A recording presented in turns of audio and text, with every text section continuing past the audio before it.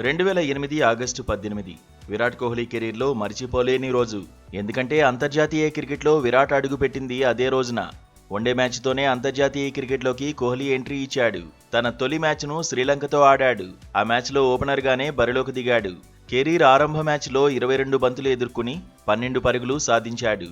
తొలి మ్యాచ్లో విఫలమైన సిరీస్ 4గో మ్యాచ్లో మాత్రం క్లిక్ అయ్యాడు. హాఫ్ సెంచరీ సాధించాడు. ఆ తర్వాత సీనియర్లు లేని సమయంలోనే జట్టులో చోటు దక్కించుకున్నాడు. అయితే ఇంతింతై అన్నట్టుగా ఎదిగాడు.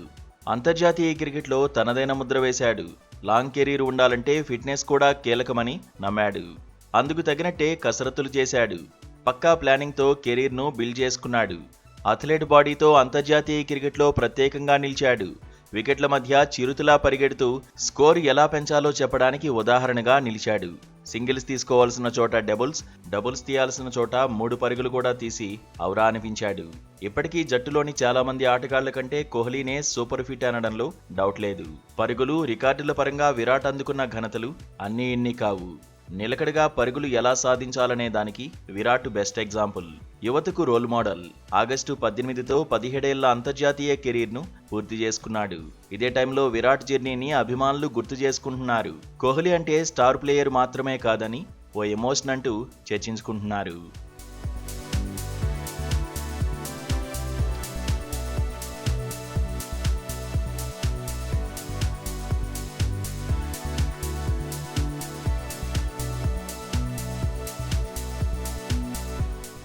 నిజానికి ఆటగాడిగా, కెప్టెన్గా విరాట్ దూకుడు చూపించాడు.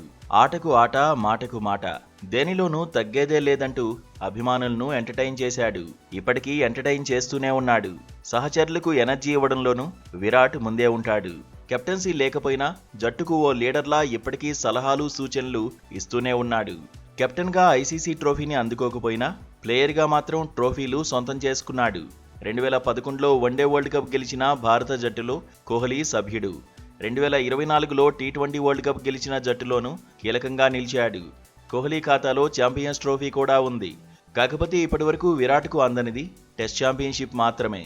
అయితే టీ20లు, టెస్టులకు స్టార్ ప్లేయర్ ఇప్పటికే గుడ్ బై చెప్పేశాడు. ఇప్పుడు వన్డేలకే పరిమితం అయ్యాడు. వచ్చే వన్డే వరల్డ్ కప్లో బరిలో దిగడమే టార్గెట్గా పెట్టుకున్నాడు. 2027 వన్డే వరల్డ్ కప్ను ముద్దాడి అంతర్జాతీయ క్రికెట్కు వీడ్కోలు చెబితే బాగుంటుందనే చర్చ ఉంది. వన్డేల్లో ఎక్కువ సెంచరీలు కొట్టిన ప్లేయర్గా రికార్డు సృష్టించిన కోహ్లీ మొత్తంగా 82 శతకాలు బాదాడు. అందులో 51 వన్డే సెంచరీలు ఉన్నాయి.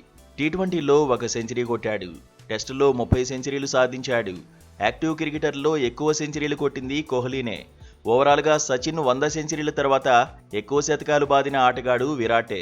మరో 2-3 ఏళ్ల పాటు క్రికెట్లో అలరించాలని ఫ్యాన్స్ కోరుకుంటున్నారు. కింగ్ ఈజ్ కింగ్ అంటూ పోస్టులు పెడుతున్నారు. కోహ్లీ బరిలో దిగే సిరీస్ల కోసం ఆసక్తిగా ఎదురు చూస్తున్నారు.